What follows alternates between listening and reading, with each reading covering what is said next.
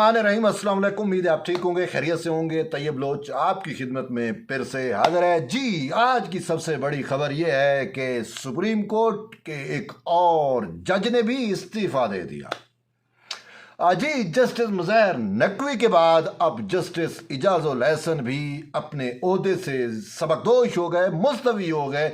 उन्होंने सदर मुमलकत को अपना इस्तीफ़ा भिजवा दिया। इस्तीफे में कोई वजह नहीं लिखी, कोई रीज़न भी नहीं लिखी। सिंपल इतना कहा कि मैं लोअर हाई कोर्ट का भी जज था, सुप्रीम कोर्ट का भी जज रहा, ये जज रहना मेरे लिए एजाज़ की बात थी और अब मैं रिज़ाइन करता हूँ। ये भी नहीं लिखा कि घरेलू वजूहात की बिना पर या फलां वजह पे फलां इस्तीफ़ा दे गए। अब उस इस्तीफे में पर बहुत ज़्यादा चेमगोयां हो रही हैं और यहाँ तक कहा जा रहा है कि सिर्फ ये नहीं, अब आगे भी और भी इस्तीफे आएंगे। बहुत सारी चीज़ें हैं, लेकिन जस्टिस इजाज़ुल एहसन के खिलाफ बहुत ज़्यादा काम तकरीबन मुकम्मल हो चुका था। शायद उनको किसी ने चीज़ें भनक पड़ गई थी, उनको फील हो गया था, तो इसी वजह से अब शायद उन्होंने कहा कि मैं जस्टिस मुज़ैर नकवी की तरह अपने आप को डिफेंड नहीं कर सकूंगा। सुप्रीम जुडिशल काउंसिल में अगर उनके खिलाफ कोई केस आता है तो तभी उन्होंने भागना ही बेहतर समझा। पतली गली से खिसक गए, इज्जत बचाने में अपनी अफियत समझी कि अभी तक तो मेरे ऊपर कोई इल्ज़ाम नहीं है, अभी सुप्रीम जुडिशल काउंसिल में कोई ऐसी चीज़ें नहीं आई, तो उन्होंने भागना बेहतर समझा। जस्टिस इजाज़ुल एहसन ने बतौर सुप्रीम कोर्ट के जज के तौर के ऊपर बहुत ज़्यादा मुतनाज़ा रहे। ख़ासकर ये मॉनिटरिंग जज थे। दो सबसे बड़े पॉलिटिकल इंजीनियरिंग के तहत जो केस रजिस्टर्ड हुए थे, एक पनामा केस में ये मॉनिटरिंग जज थे, दूसरा ये जो है वो साबिक सदर आसिफ अली जरदारी के खिलाफ जो जेली बैंक अकाउंट का केस था, उसमें भी ये मॉनिटरिंग जज रहे थे। अच्छा, और भी बहुत सारी चीज़ें थी, एक्स्ट्रा जाके इन्होंने बहुत सारी चीज़ें की। और फिर मुतअद्दिद केसेस में भी हमने देखा, और वैसे भी हम अगर ओवरऑल इनकी लिगेसी जो सो कॉल्ड है उस पर नज़र दौड़ाते हैं तो इन्होंने अपने जजेस के ज़ाब्ता अखलाक के भी बेहतरिया तो मतलब मुतअद्दिद मरतबा जो है वो खिलाफ वर्जी की। ये सबसे बड़ी वजह यह है कि एक जज ये जब वकील थे, ये कॉन्स्टिट्यूशन 1 एवेन्यू के में ये एक वकील थे, लेकिन जब ये जज बन गए तो फिर उसी का मामला अपने पास लगा के भी सुनते रहे। क्या ऐसा होता है? कभी भी नहीं होता। ये सबसे बड़ी सरियन खिलाफ वर्जी थी। और इसके अलावा और भी बहुत सारे इन पे एलिगेशंस हैं, और यहाँ तक कहा जा रहा है कि ये जस्टिस मुज़ैर नकवी के पार्टनर थे, बिजनेस पार्टनर। अब वो कैसे? मसूफ जस्टिस इजाज़ुल एहसन के एक भाई हैं जस्टिस इजहारुल हसन। तो इजहारुल हसन जो है वो मदीना ग्रुप ऑफ कंपनीज और इस तरह की बहुत सारी कंपनीज के लीगल अफेयर्स देखते हैं और साथ बैंकिंग सेक्टर्स को भी वो देखते हैं। तो वो लीगल अफेयर्स इजाज़ुल एहसन और मुज़ैर नकवी के थ्रू मैनेज करते थे और बड़ा पैसा कमाते थे। साफ ज़रा इनका भी शेयर आता होगा, मिलता होगा। और भी बहुत सारी चीज़ें हैं जो मैंने जस्टिस इजाज़ुल एहसन से मुतल्लिक़ कुछ चीज़ें देखी, जिसमें उनकी नामी बेनामी जायदादें भी बहुत ज़्यादा थी और बहुत कुछ था। इनके खिलाफ होमवर्क कंप्लीट हो चुका था। अब ये ज़राए ये कह रहे हैं कि एक सीनियर वकील जो है वो इनके खिलाफ एक रेफरेंस तैयार कर रहा था और इसको भनक पड़ गई कि मेरे खिलाफ जो है वो बड़ा जानदार किस्म का रेफरेंस तैयार किया जा रहा है।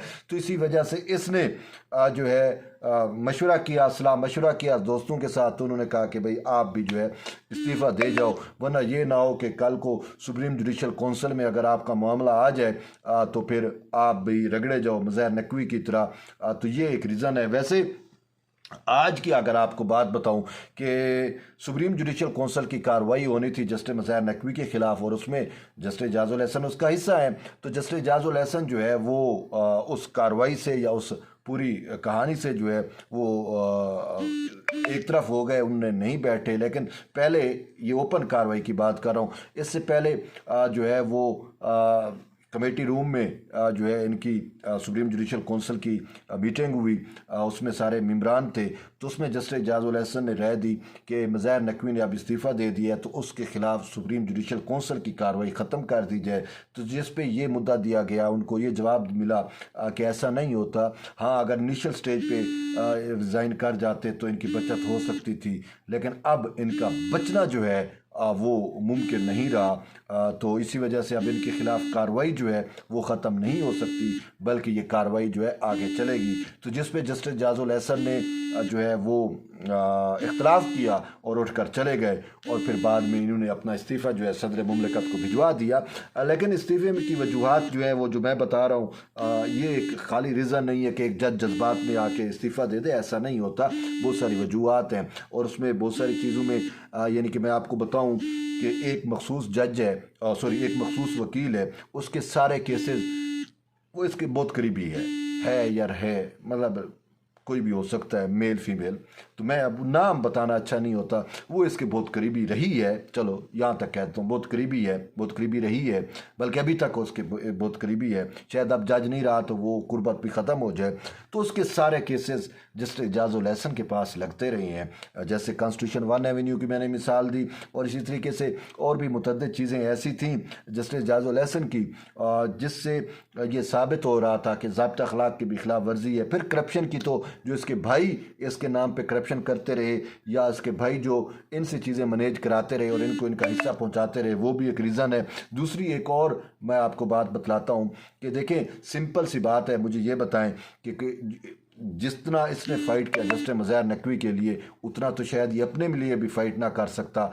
तो जस्टिस मज़ाहिर नकवी का ये कहा जाता है कि ये जस्टिस मज़ाहिर नकवी और ये जो है कारोबारी पार्टनर भी हैं, यानी कि जो भी माल बनता था तो ये दोनों शेयर भी करते थे। और जैसे इसका भाई भी इजहारुल हसन भी इन दोनों जजेस के ज़रिए मुख्तलिफ़ कंपनीज से जो है बड़ा माल ले रहा था, लीगल अफेयर्स और लीगल मैटर्स के ऊपर। तो और भी बहुत सारी चीज़ें हैं। तो इस वजह से फिर एक सबसे बड़ी रीज़न ये होती है, ये बकौल ख़ान साहब के, कि अगर ऊपर का जज या जो इदारे का सरबराह है वो ठीक हो, पूरा इदारा ठीक हो जाता है। तो इसी वजह से अब काजी फैज़ ईसा जैसा जब दबंग जज बैठा हो, काजी फैज़ ईसा जैसा जब मतलब है कि मैं आपको बताऊं कि आइन की हुक्मरानी वाला, कानून की पासदारी वाला, तो फिर इस जैसे हम ख्याल और इमरान रूस जजेस जो है उन्होंने पतली गली से ही निकलना है। और अब तवक्को ये भी की जा रही है कि और भी इस्तीफ़े लाइन में हैं, सिर्फ ये नहीं है।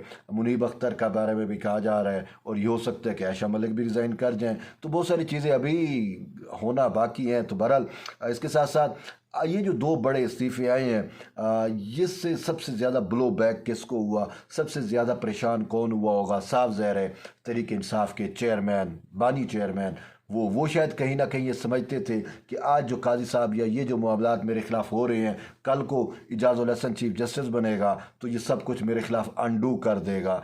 अब इजाज़ुल हसन के इस्तीफ़े के बाद उसका ये मामला भी, ये तवक्कुआत भी, ये एक्सेप्टेशंस भी जो हैं वो खुडे लाइन लग चुकी हैं।